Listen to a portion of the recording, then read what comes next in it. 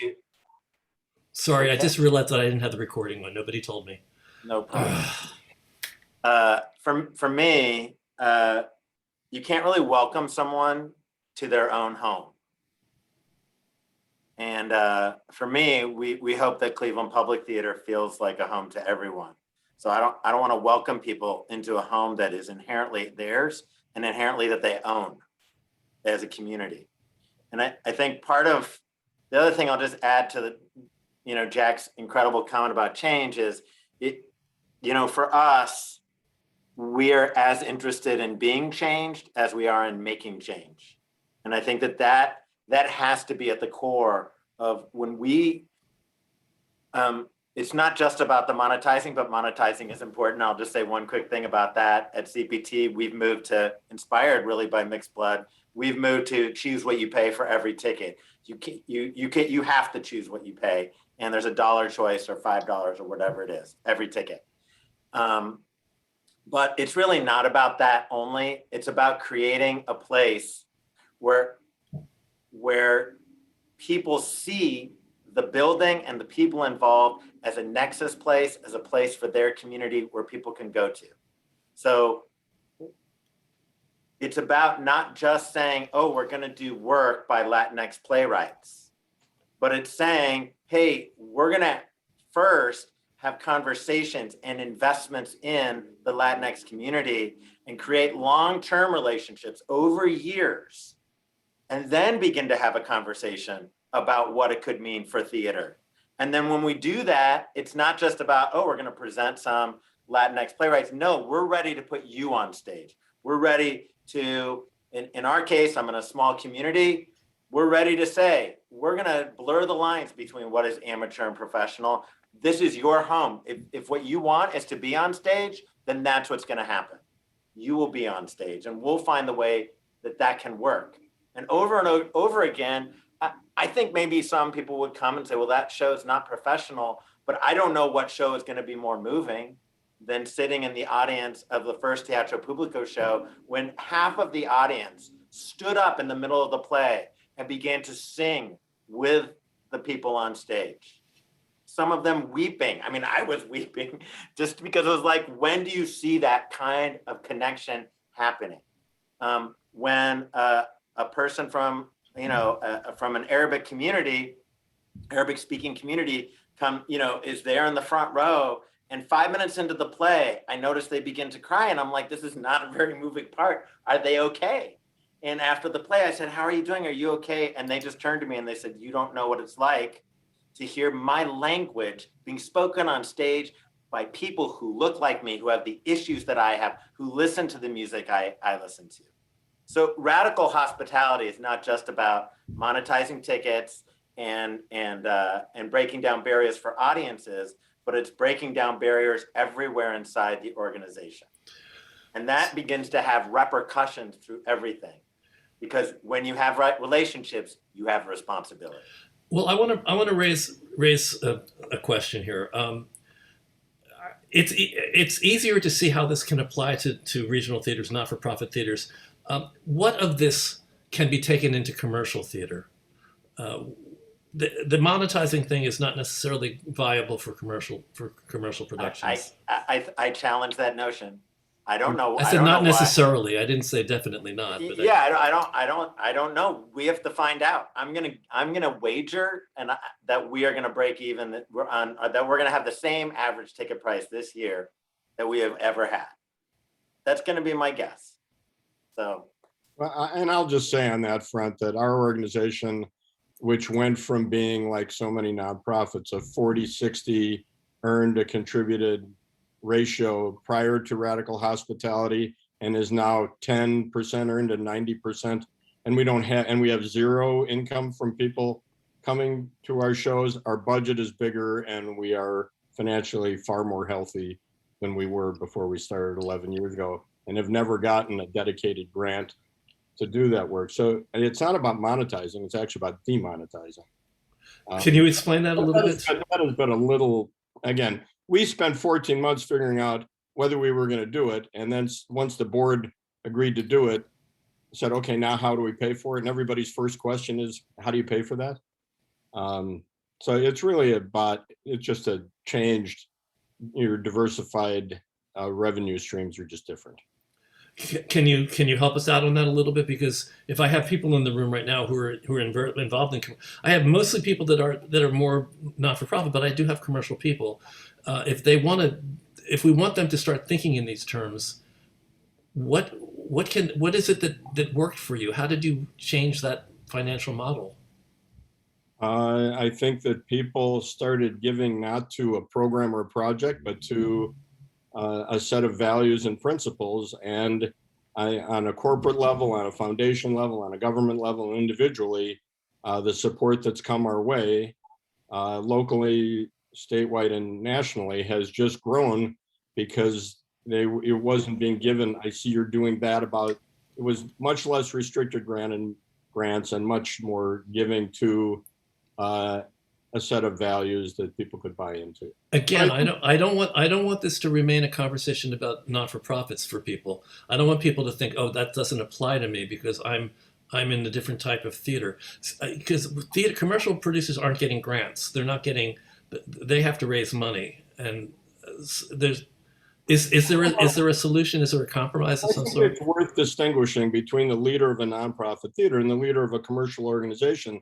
That our jobs as artistic directors of nonprofit theaters is to lead audiences to see that which they don't yet know they want to see. And the producer of commercial work needs to say to the audience, essentially, what do you want to see? And we're going to do that. Now, it's going to be a surprising way, but the purpose of it is that the income is going to exceed the expenses. That's at the core heart of making those choices. And that should not be, if that's what leads a nonprofit artistic director to make the choices they make, then maybe they should be looking for other careers. Again, I just hope you understand that I'm not disputing anything that you're saying in terms of how it applies to your not-for-profit. I'm just, since I've been in both worlds, I'm trying to find a way to make it relatable for people that are in the commercial theater, because I don't want them to ignore this.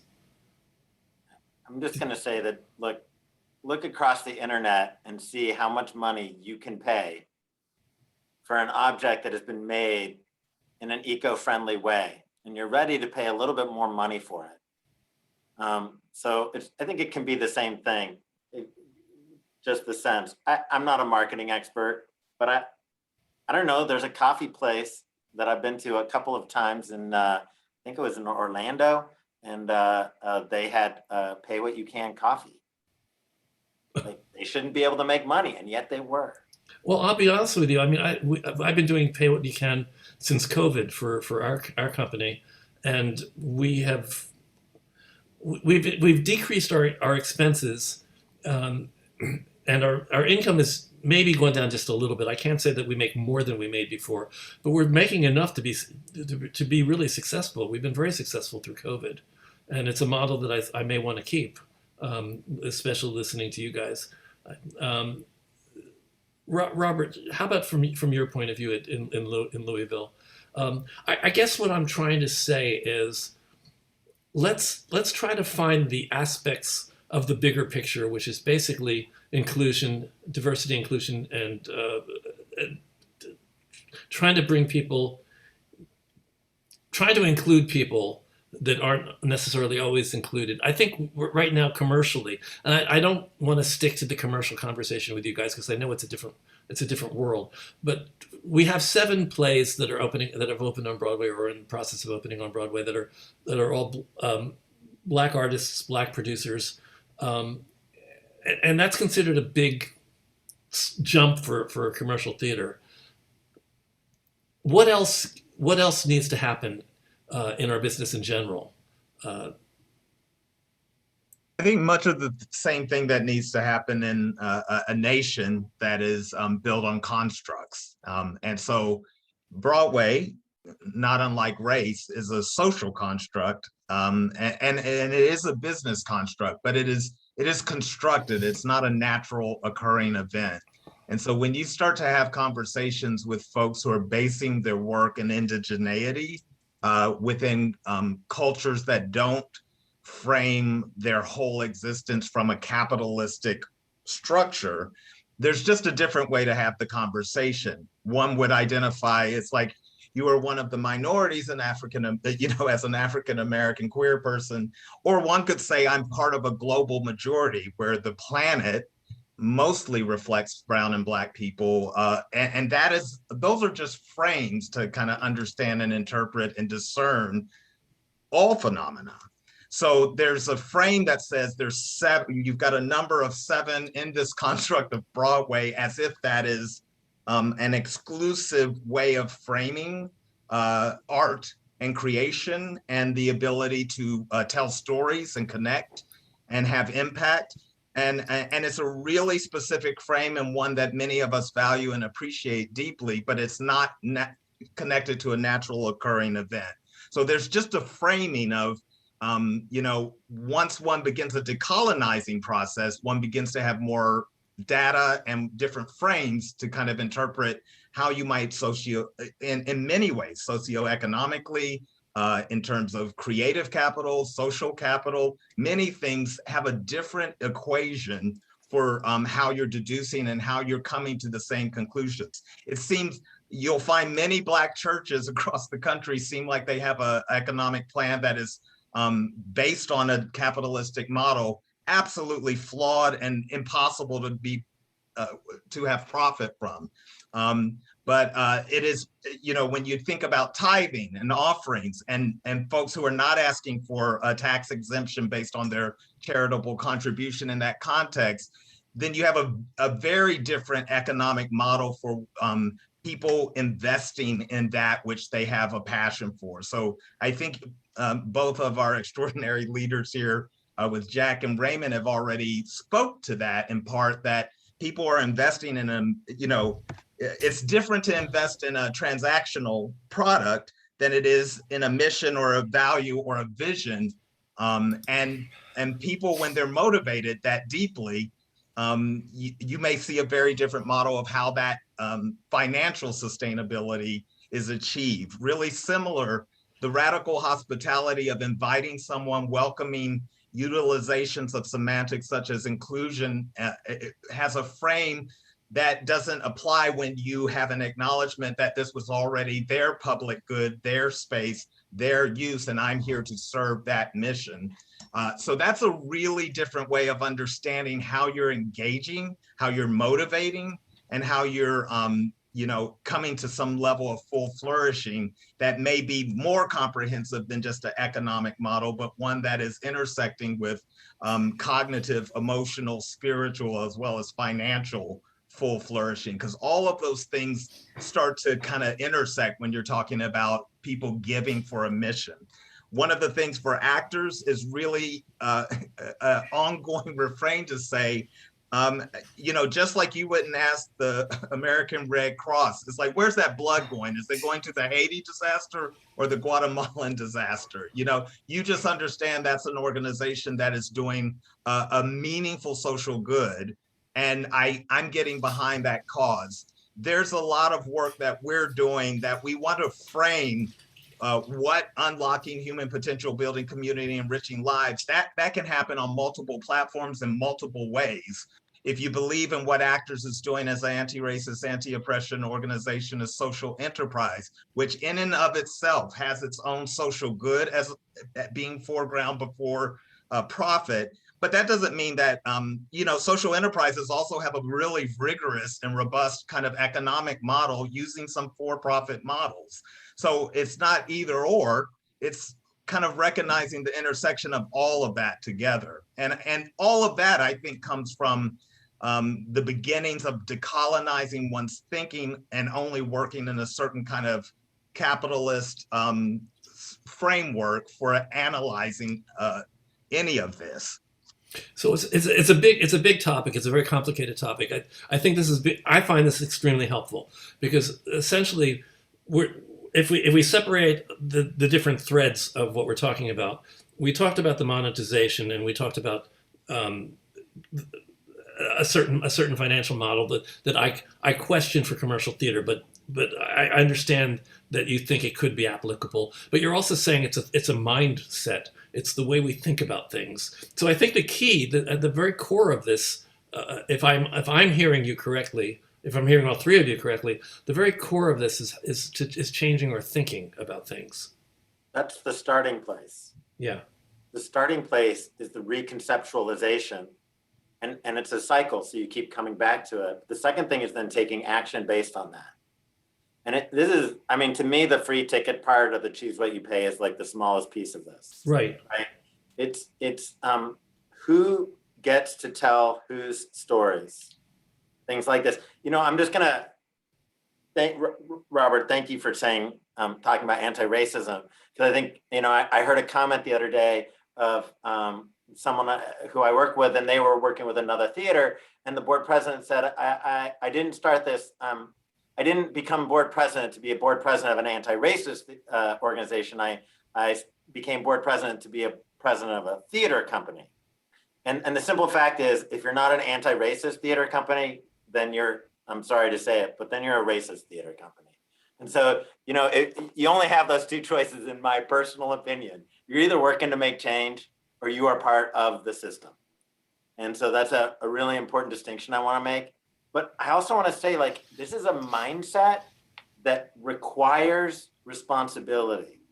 So what that means is that there are costs involved with radical hospitality that can't be well predicted.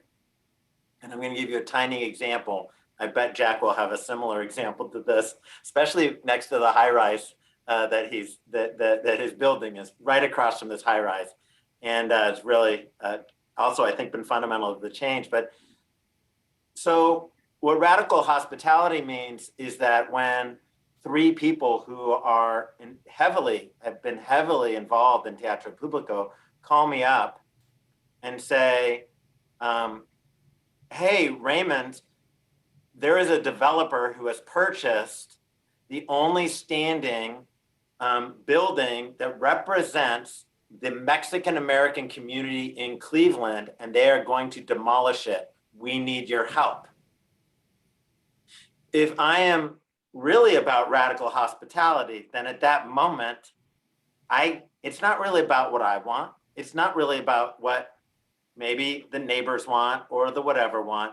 I now have a responsibility. I have to go into action. I'm a theater director, but guess what?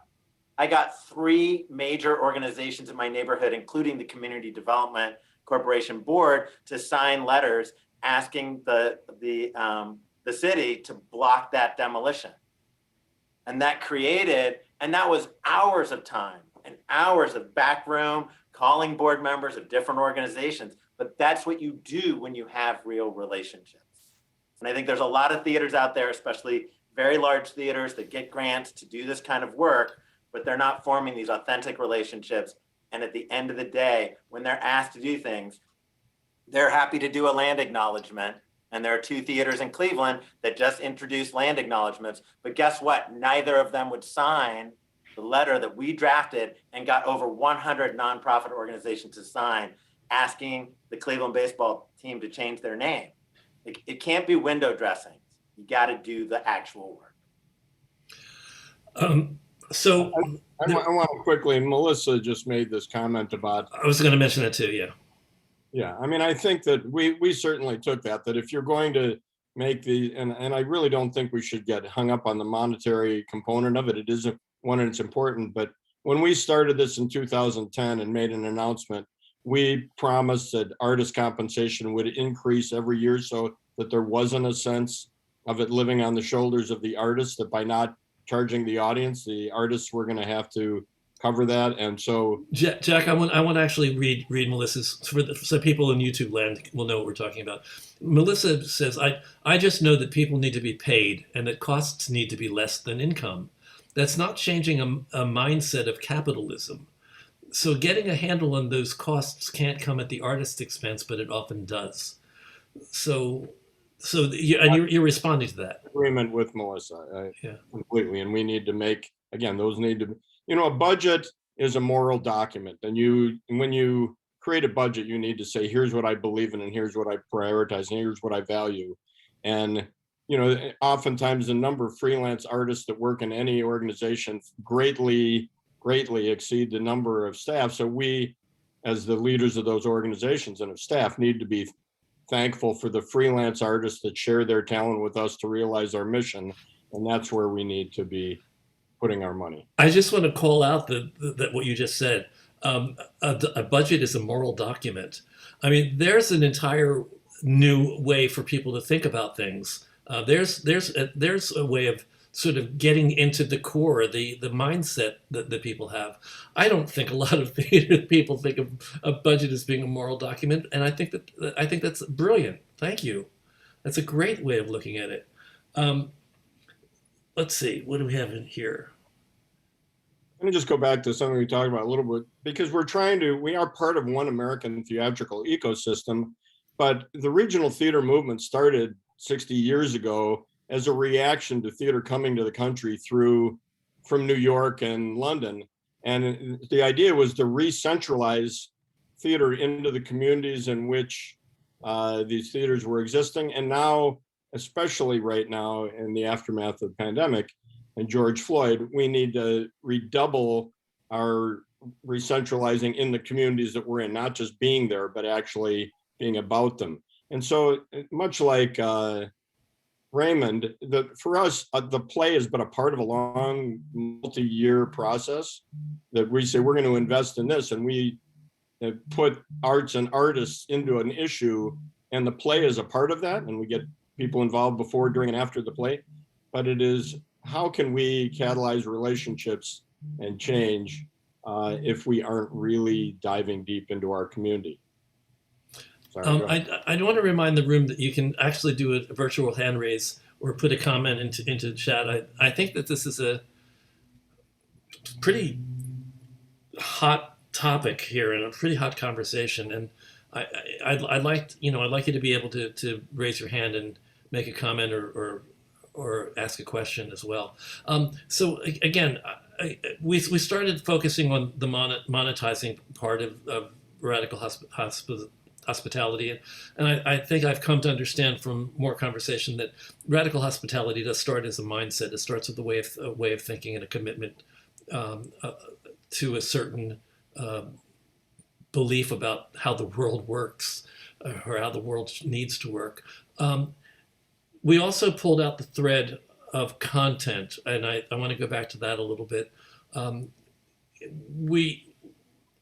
Donna Walker-Kuhn she was an early panelist. I mean, 10, 15 years ago, she was talking about how bad commercial theater is at welcoming non-white audiences. She used to talk about how misunderstood the whole concept was, that you don't approach certain communities the same way you would approach the middle class white community. There's just two different languages that are spoken, two different ways of looking at things, and there are multiple ways of looking at things as well. So she's the one who taught me originally, and I don't know if it's the lesson that I need to adjust or whether you feel that it's still a good lesson. But she taught me that you have to welcome the community in the way that they're used to being talked to. That you can't talk to them like you would talk to other people. You have to talk to them for who they are and how they understand theater and the arts and all that. Is that still relevant? Is Donna's lesson that I hope I learned still relevant? Anyone but me. So I mean, tell me no. It's okay. It's the silence. I mean, I'll just offer. I know Donna. I knew Donna from her days at the Public, and her book "Invitation to the Party" is a seminal classic text in creating a radical hospitality based on the communities in which and in the vocabulary that the communities would recognize what radical hospitality looks like. And just in a vocabulary that they would recognize as hospitality. Period. It's not whether it's radical or not. It's radical because we're forcing ourselves to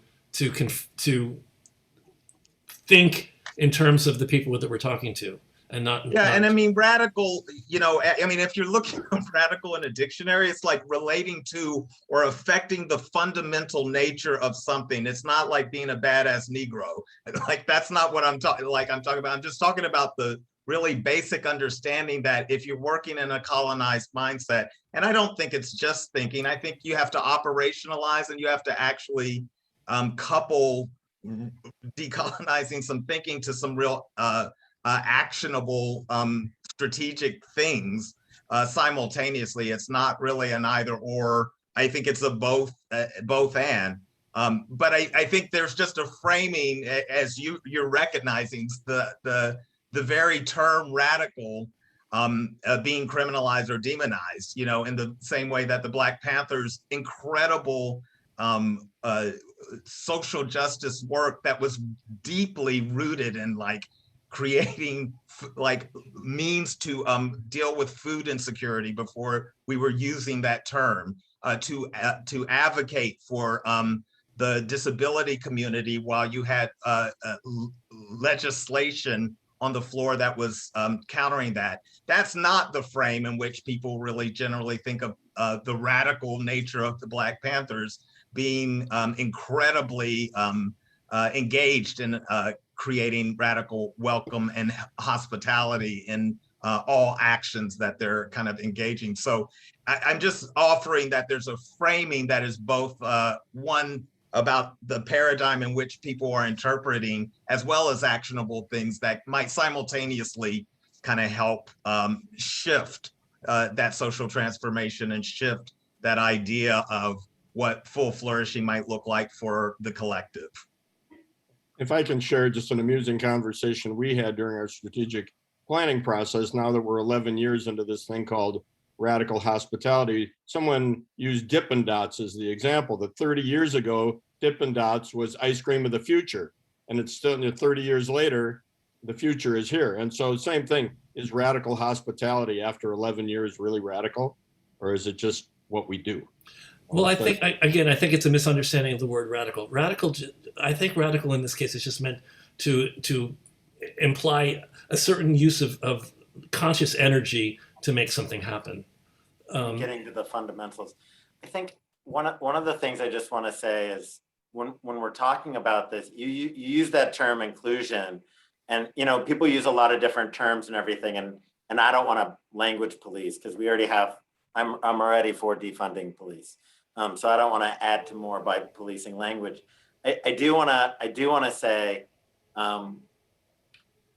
there is a real difference between saying I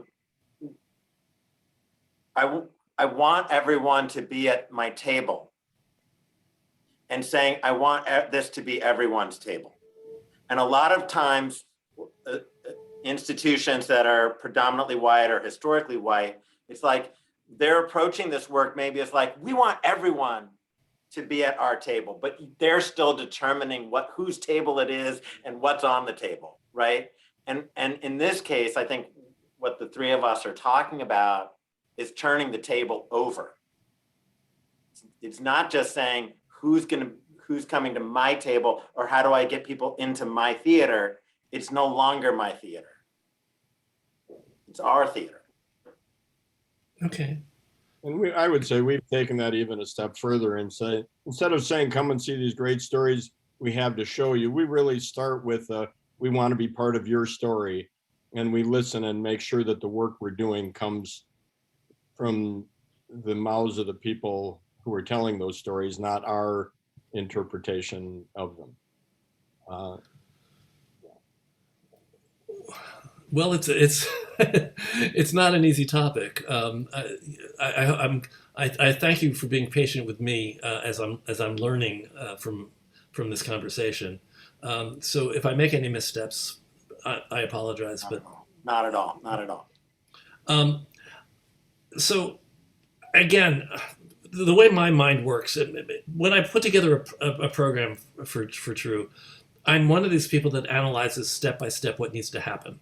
I pull it apart piece by piece to see what goes into making the whole. So I think that I want to go back to just a little bit of an effort to pull the pieces out so that people can look at the different pieces that we're talking about. So we're talking about a basic way of thinking. That's the core. That's where it starts. Then we're talking about taking certain actions. We've talked about we've talked about the monetizing thing, I know, and it was just kind of was an uncomfortable conversation, but the necessary one. We talked about content, and I think we veered away from content a little bit. I do want to know what is the way that you would want us to think about serving having other voices in theater. We have a program, a producer development and mentorship program. I started at 15-20, I don't know how long ago it was at this point, but one of the key issues that I was trying to address back then was the lack of producers of color. And my thought then, and still is, that until we have more producers of color who have an investment in voices that represent an experience that they're familiar with, we're not going to really be moving forward as much as we need to in terms of unweighting the Great White Way. And I apologize for going back to commercial. I'm trying to straddle two worlds because I know I have two audiences. What is the way you would want us to think in terms of trying to broaden the stories that are told? In terms of us, I understand our table. It's not our table. This is everyone's table. This is everyone's theater. I understand those. How do we start making choices as artistic directors or as producers of the material that we're going to support and bring into theater and bring in front of audiences? Anyone? Am I making any sense? Well, I do think that, of course, programming needs to be at the heart of what we're going to doing. If that hour is really going to be, instead of an us-them culture, we're going to have a we culture. So programming isn't just the plays you do on stage. It needs to be the entire culture of the organization. So I'll give you a concrete example that in the late 80s, we decided that there was a large immigrant refugee community in the Twin Cities that came from Spanish-speaking countries. And so we started, and just because people like to quantify things. So we started doing annually shows in Spanish and English with bilingual casts written by Latino playwrights.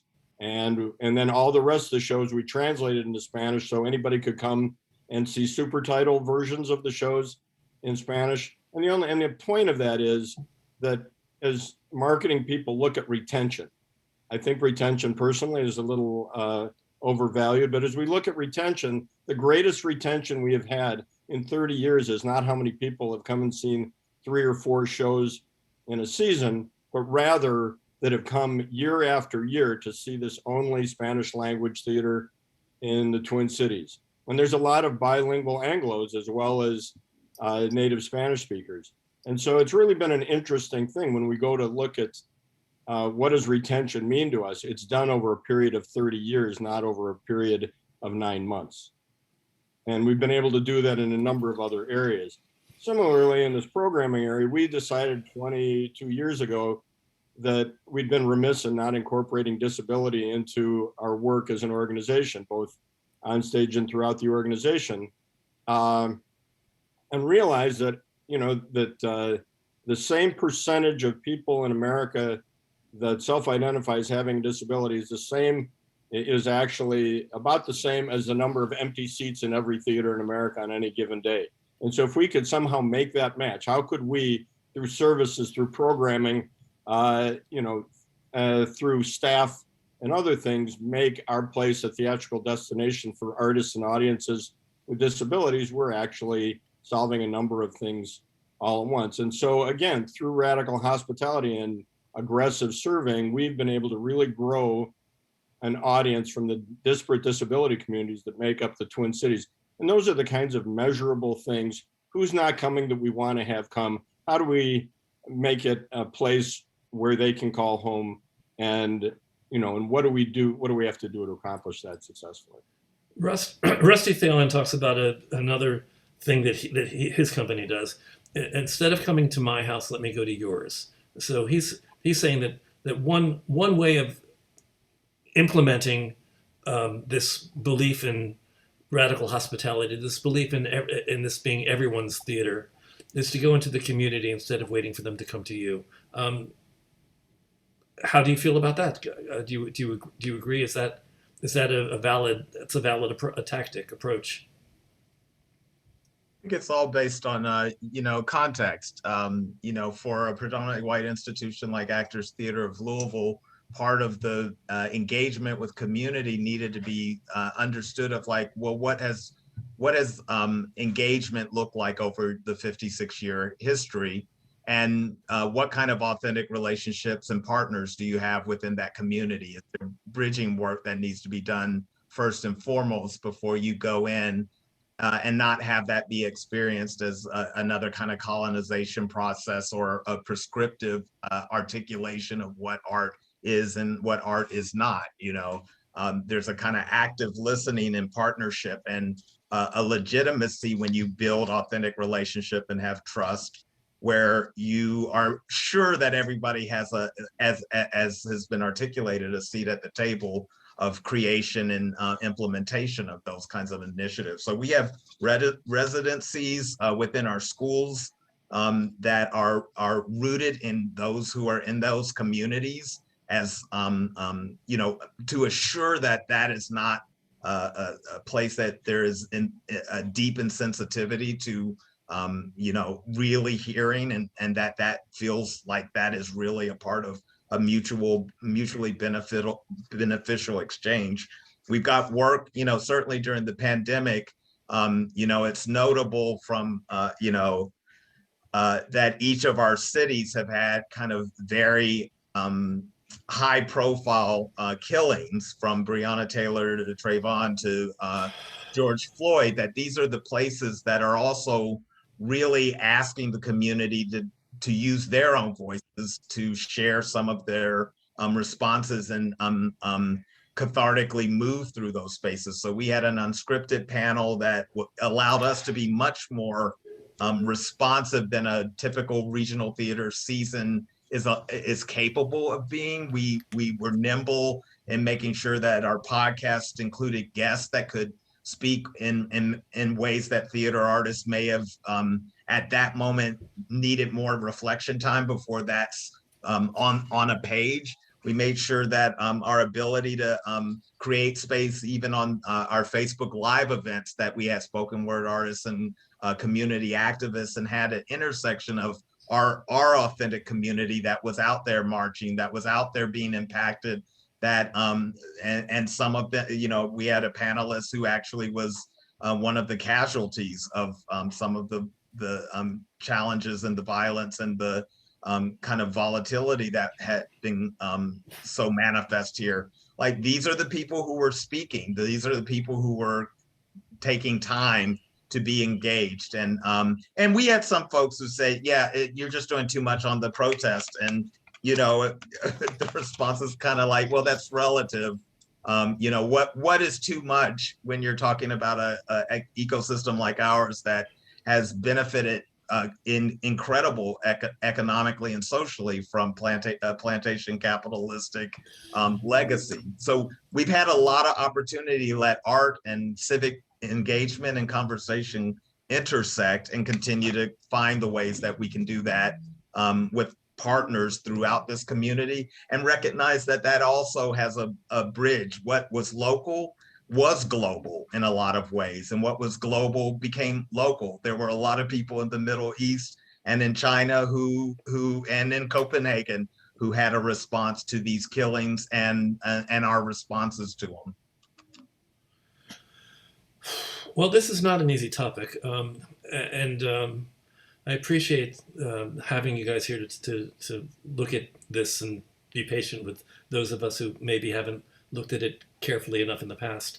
I see that Paul Smith has a hand raised. If you have to leave, tell me, do you have a hard out at 6:30? Anyone? If you have to leave, just let me know. Paul Smith, did you want to ask a question? Yeah, first, Robert Barry mentioned the Black Panthers, and I feel there's a lesson here for theater, because in the riots of the summer of '68, the one big city that suffered no riots is Oakland, because the Panthers, they leafleted the community and they explained the causes of the suffering and the conditions. And as a playwright, I feel that's my role, to explain what causes our conditions, whether it's social issues or creation myths we believe in, or just the human condition. And as far as what Jack said, it was so wonderful. The idea that giving now is going to be giving to a set of values and priorities. And I've admired his work ever since his Rebel Without a Cause, which he may remember some time ago. And third, just one issue that has not been talked about, that a lot of the regional theaters, their focus in marketing is on selling season subscriptions. That excludes people who don't have money or the budget or the time for a season subscription. And I'd like to see more of the focus going to individual plays and not so much of, okay, season subscribers come first and then everybody else. Oh, that's a tough one. That's a practical consideration, but does anybody want to respond to that? Yeah, I mean, I do think that that's, do not confuse Lord theaters with the American theater.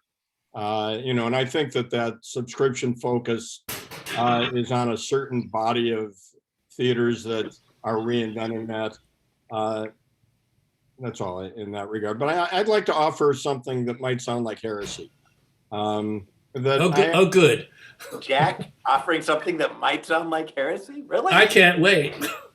Well, it's, after the American theaters, we gathered on Zoom after the murder of George Floyd, and there was such a focus on changing our culture, on changing our staff, on changing our programming, on changing our audiences.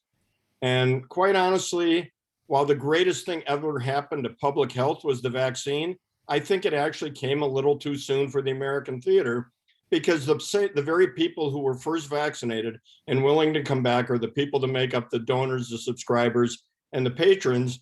And now that we're saying and the people who have suffered historical trauma and are not vaccinated are also not being allowed into the theater, and the very people that we just spent 18 months saying that's the first people we want to attract. So there's an optical change in the staff and look of theaters, but there isn't a cultural shift, nor is there a programmatic transformation of any kind. That doesn't strike me as heresy. I was expecting something much darker. Saying the vaccine it came too soon is probably heresy to many people. Okay, all right. R.K. Green. Coming on, hi. Hey, I think this is a great conversation to have. Now, I'm a commercial producer with my foot back in the day in the nonprofit theater, and some of you may remember the Seattle Group Theater, which had similar aims to mix blood back in the day. Anyway, the paradigm of seeing the colonization of what theater became in this continent is really interesting to me, and how these institutions that came from saying, oh, I love theater, I want to import that to this community. Now the community and the institutions are kind of taking that and flipping it around and saying, this is the community institution, and I want this to be part of the community. And I think that's a great shift in focus.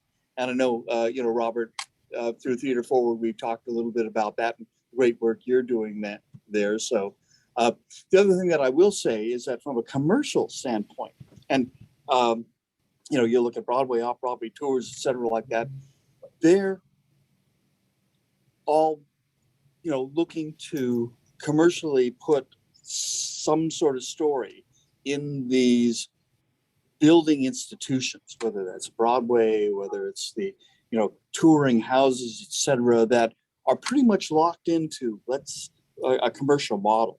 And so for the challenge for a commercial producer is to be able to find a way to broaden that spectrum and say, these are the stories that we want to tell, but not necessarily held in a theatrical building institution, and find different ways to get those stories out. Anyway, that's a good challenge for me to be thinking about. Maybe Jane has some thoughts about that too. But thank you. Jane- I really yes. enjoyed the conversation.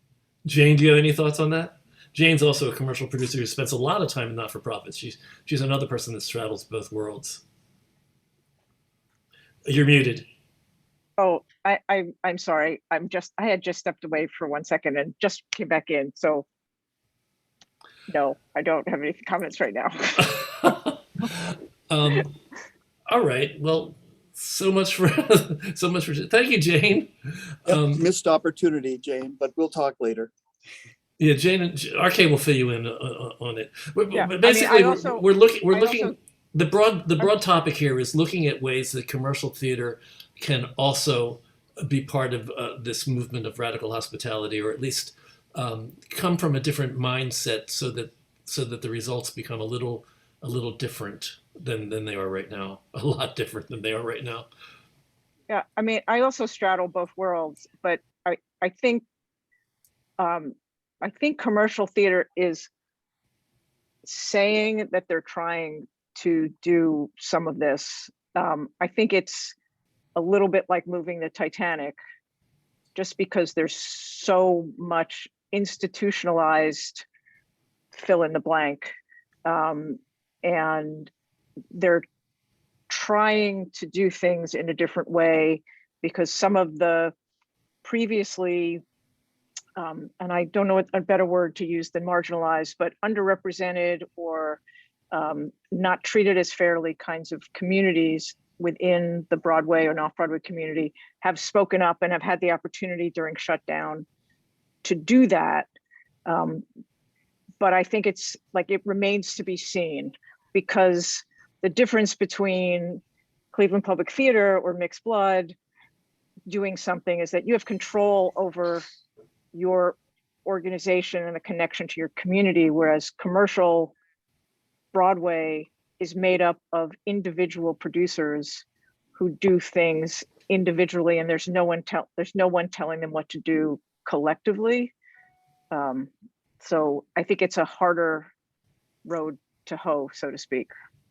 How do you, so guys, Raymond and Jack, how do you feel about that? I mean, I think what she's saying is true. I was sort of saying the same thing earlier as well. I think she's the expert. I certainly would not make a comment about Broadway or producing in the commercial world. But in the broader sense, I think we still are all in agreement that something needs to change about our national conscience right now. Not just theater, but us as a country. And one of the reasons that theater is so valuable in many of our estimation, not just me, but a lot of people, everybody but politicians, it seems, is that theater is an opportunity to re-educate people. Theater offers an opportunity to bring these new ideas to people that might not have thought of them before, and maybe start changing the way people think and act in our world. It's a big jump, but individually, you guys are doing spectacular work in terms of changing the general consciousness of the world. I don't want you to think that I believe that that's what your purpose is. I know your purpose is to deal with your individual communities, but it has to have repercussions. There have to be ripples. I wanted to just say one thing. You just were talking about politicians. Yeah. The interesting thing is because of the work we do and because of who we are, look, half of city council knows who I am. The mayor comes to see a show at our theater at least once a year, if not twice. My state representative, Nikki Antonio, calls me up and says, hey, I'm doing this thing. I hope you guys can be part of it. Because she sees us as a direct influence and connection to the constituents who she needs votes for. So, I mean, I think there's all these other weird positive repercussions that start happening on accident. We didn't set out to do that. Right. But boy, we have all these connections with politicians that, our peer organizations don't have. So there's a lot of benefit ultimately, to doing this. And then the other thing I would just share is, for me, although this can be painful and awkward work, particularly when I get called out or called in, but also it's really, for me, this has been where some of the greatest joy has been, being able to sit in that audience and see audiences and hear audiences respond in a completely different way than I've ever seen before. And just being at a table that's not mine. God, what a joy that is. So there's so much joy in this work. And I think sometimes we get confused because there are some awkward moments inside of it, but it's net joy for me, at least. Well, thank you for that. The specific complaint I have is that the arts are never mentioned in almost any political speeches. So I'm glad that you're creating awareness. I'm also doing it. I had my city councilman on our panel last week, and we have to get politicians to stop taking us for granted, or looking down on us in some cases. But I think for the most part, the biggest problem is they take the arts for granted. They don't look at it as something that needs to be really dealt with like so many other issues. And it is a social issue. The plight of the artist and the plight of the arts in our country is frustrating. It's just very frustrating. On the other hand, in the last 10 months, there never has been more public money come from politicians between SVOG and other programs, more given to the arts. So there certainly has been an awakening. Well, I hope it stays. I mean, one of the questions last week in my conversation with Eric Botcher and Carla from the mayor's office was, how do we keep this energy going? How do we keep this going after we're settled back into normalcy? Yes, I mean, it's obvious in New York. It's obvious that the arts matter. It's the number one source of our economy is the arts here in New York City. So yes, they've jumped in with SVOG, and they've jumped in with all sorts of, we talked about the fact that they also jumped in and they were actually letting independent contractors get unemployment benefits for the first time ever. So actors and artists were getting unemployment benefits. What's going to happen in a year or 2 years? That's what worries me. Will they forget? So on that note, I'll just say that the Playwright Center in the Guthrie, probably 12 years ago now, hosted a call for essays on the future of the American theater. And the one that won, there was 130, and I read all of them, these essays, and this manifesto on elect better actors, which was trying to say, get theater people to go into politics, run for office, use the crafts of the theater to model policy and possible outcomes, and we'll actually be able to have a significant change in the way the arts are treated, rather than getting the handout, actually being part of those that give the handouts. So it's a really interesting notion, and not the Reagans and Schwarzeneggers, and in our case, Jesse Ventura, but real actors who can use their art form to advance policy. You can have bragging rights for Jesse Ventura. It's fine. Okay. We do have two more questions. I was going to close up, but Jane and then Judy. So Jane, you come back and let us know what you wanted to ask or comment on. You're muted again. Sorry, I put my note in the chat. It was the earlier conversation, and first of all, I wanted to applaud Raymond and everybody for that matter. But the idea of an organization that has an ongoing relationship with its community has this ability to have an ongoing relationship with its community. It's there. It's going to be there a year from now or 5 years from now, and people are loyal to the organization because the organization has been loyal to the community. I think the difference between that and looking at commercial theater is that each show is a one-off, right? And the prime objective has to be to represent your investors, and the secondary objective is to do the right thing. And sometimes you don't have the time for plays. I mean, plays are 16 weeks or 12 weeks or whatever. you don't have the time to devote to that other objective, even though it is part of the mission. You're presenting the kind of shows that can make a difference to the community, but you don't have time to make a relationship with the community. So I think that's one of the, that continues the difficulty of trying to have commercial theater do radical hospitality. So the thing I want to just add to that is there are many people in our business who have been very conscious of the need to reach out to the community and have been very much, we're all thinking consciously about inclusion, if I may use that word. I don't know if it's the right word this week, but inclusion. What radical hospitality has suggested to me today from listening to you is going a little deeper, going deeper than we actually had gone before. And that's why I think this was a conversation that we needed to have. All of us, to some degree or another, are more conscious now than we were pre-COVID and pre-George Floyd.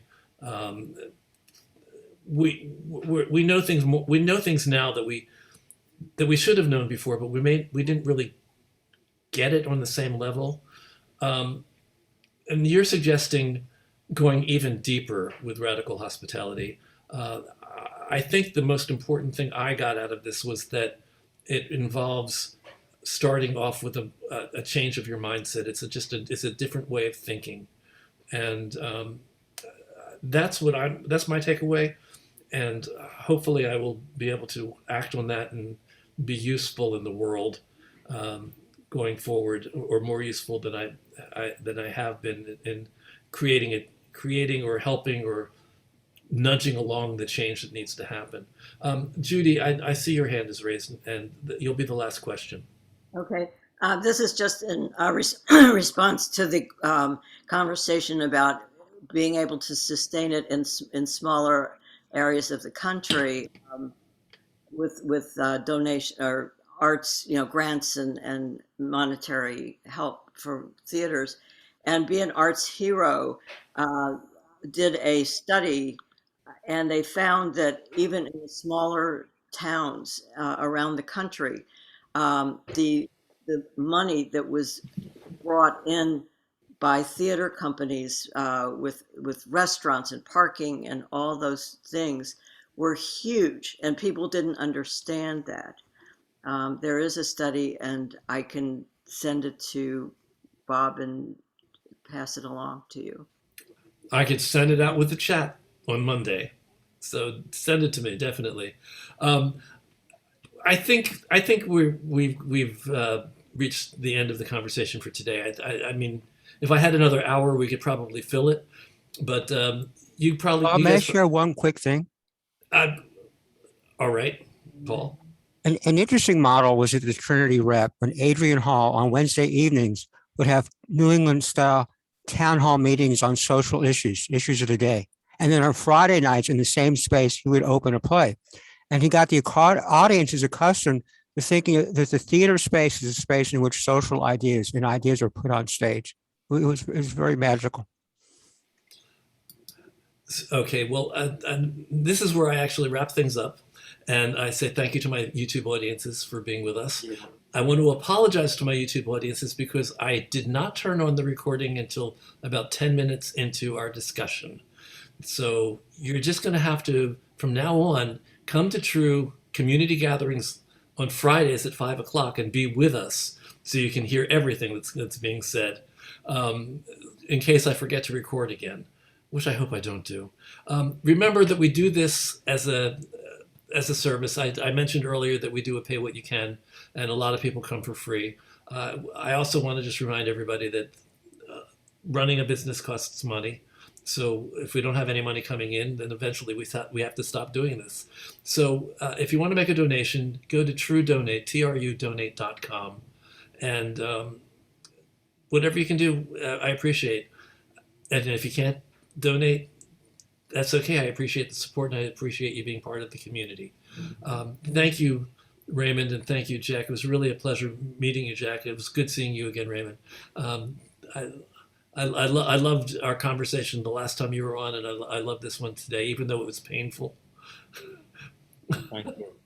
I'm so sorry. It's a painful conversation. I mean, it's hard. It's hard. This is hard stuff. I mean, to tell anyone that they have to relearn the world, relearn the rules, rethink how you do things. We have a lifetime of training. I mean, do I have white privilege? Of course I do. I mean, I was trained. I was brought up in it. What am I going to do? I'm aware of it, and I'm trying to divest myself of it in any way I I think can. it was really brave that you shared that it's painful, and thank you for sharing that. That's really beautiful.